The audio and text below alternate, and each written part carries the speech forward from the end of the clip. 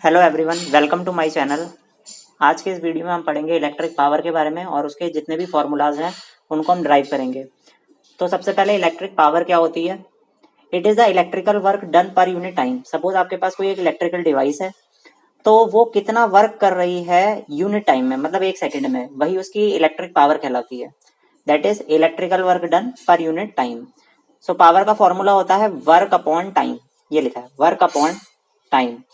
और दूसरी डेफिनेशन आप ये याद कर सकते हैं कि the rate at which electrical energy is consumed.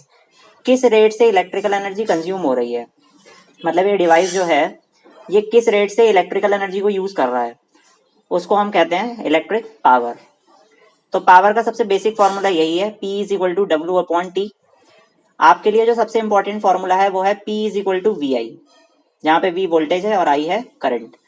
इसी से हम ड्राइव करेंगे ये वाला formula P is equal to I square R. और एक और फॉर्मूला है P is equal to V square upon R. Power की ऐसा यूनिट होती है वॉट, जिसे हम W से डिनोट करते हैं, या फिर दूसरी यूनिट होती है जूल पर सेकेंड। जूल पर सेकेंड। अब ये कहाँ से आई है? ये आई है power is equal to work upon time होता है। अब वर्क की जो यूनिट होती है वो आपको पता है क्या होती है, जूल। और टाइम की जो यूनिट होती है वो क्या होती है, सेकेंड। तो हम कह सकते हैं पावर की यूनिट क्या हो सकती है, जूल अपॉन सेकेंड और जूल पर सेकेंड। अब इन दो बल्ब्स की इमेज को आप देखिए, एक की पावर रेटिंग 60 वॉट है और एक की 25 वॉट। तो ये 60 वॉट वाला ज़्यादा तेज ग्लो करेगा बिकॉज ये ज़्यादा तेजी से इलेक्ट्रिकल एनर्जी कंज्यूम करेगा, और ये 25 वॉट वाला जो है ये कम तेजी से ग्लो करेगा बिकॉज इसकी पावर रेटिंग कम है। अब आइए हम डेरिवेशन करते हैं सारे फॉर्मूलाज के पावर के। तो सबसे पहले जो पावर का फॉर्मूला था वो आप लोग जानते हैं, पावर इज इक्वल टू था वर्क अपॉन टाइम। जैसा कि मैंने पहले ही बताया, power is equal to work upon time. इससे पहले हम निकालेंगे P is equal to V आई।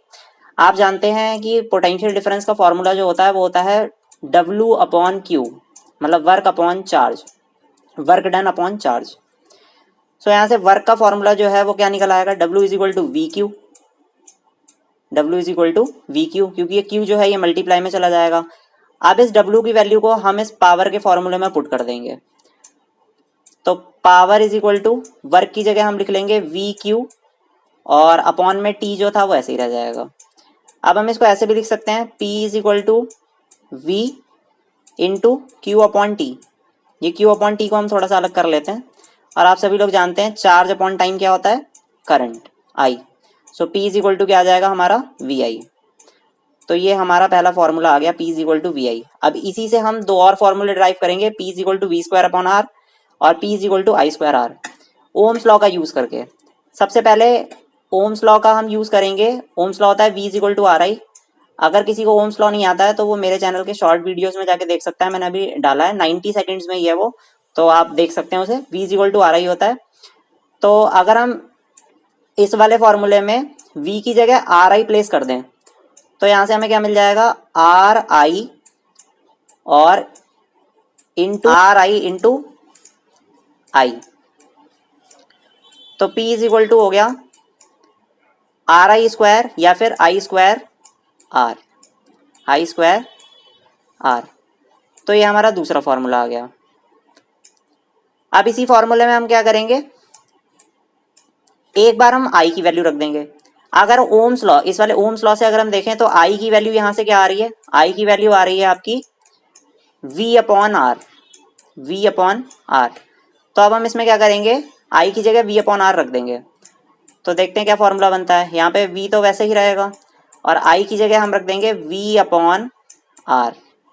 तो पावर का फॉर्मूला आ जाएगा P is equal to V square upon R. तो ये सारे फॉर्मूले आ गए पावर के। तो पहला पावर का क्या फॉर्मूला था, power is equal to work upon time, ठीक है। दूसरा पावर का formula P is equal to V I. तीसरा पावर का formula P is equal to I square R. चौथा पावर का formula P is equal to V square upon are.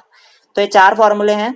आपके exam में क्या होता है, जब न्यूमेरिकल आते हैं तो इनमें से क्या होता है, दो चीजों की वैल्यू दी होती है, दो एलिमेंट्स की वैल्यू देंगे और तीसरे की वैल्यू कैलकुलेट करनी होती है। सपोज क्या करेंगे, कभी कभी वो पावर दे देंगे और रेजिस्टेंस दे देंगे, आपको करंट निकालना होगा, तो हम ये वाला फॉर्मूला लगाएंगे P is equal to I square R. कभी कभी वो क्या करेंगे कि वोल्टेज दे देंगे और रेजिस्टेंस दे देंगे और पावर निकालनी होगी, तब हम ये वाला फॉर्मूला लगाएंगे P is equal to V square upon R. तो जिस हिसाब से भी वैल्यूज दी होंगी उस हिसाब से हम फॉर्मूले का यूज कर लेंगे और हमारा आंसर जो है वो आ जाएगा। अदरवाइज आप ये फॉर्मूला जरूर याद रखें, ये मेन फॉर्मूला है P is equal to V I, आपके लिए बहुत और यहाँ पर मैं लिख देता हूँ कि ये V अपॉन आर कैसे आ गया, बिकॉज आई की वैल्यू क्या थी, आई की वैल्यू हमारी थी V अपॉन आर, जैसे मैंने बताया। और ये वाला डेरिवेशन जो है ये पेपर में आ भी चुका है कि आपको पावर, वोल्टेज और रेजिस्टेंस के बीच में रिलेशन निकालना था। तो आप कहाँ से स्टार्ट करेंगे, आप चाहें तो यहाँ से भी स्टार्ट कर सकते हैं और आप चाहें तो यहाँ से भी स्टार्ट कर सकते हैं। P इक्वल टू VI से भी स्टार्ट कर सकते हैं और चाहें तो P equal to W upon T से भी स्टार्ट कर सकते हैं। तो ये थे सारे डेरिवेशन फॉर्मूलाज के, और उसके क्वेश्चंस जो हैं वो बिल्कुल एंड में करेंगे हम पूरे लेसन के। वीडियो पसंद आई हो तो like the video and subscribe to the channel for more such videos. Thank you.